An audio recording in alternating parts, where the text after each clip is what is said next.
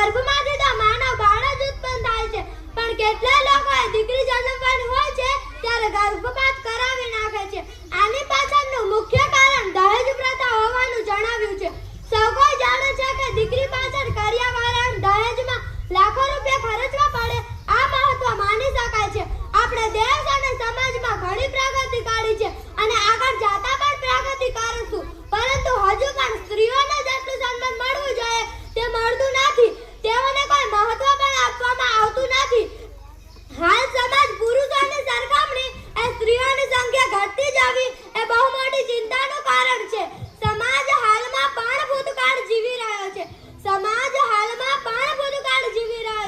દીકરીઓને બહુ ભણાવી નહીં, દીકરીઓને બહુ સ્વતંત્રતા આપવી નહીં, આ બધા માનસિક વિચારો આપણા દેશ અને સમાજમાં બહુ ઊંડે સુધી પ્રવેશ્યા છે.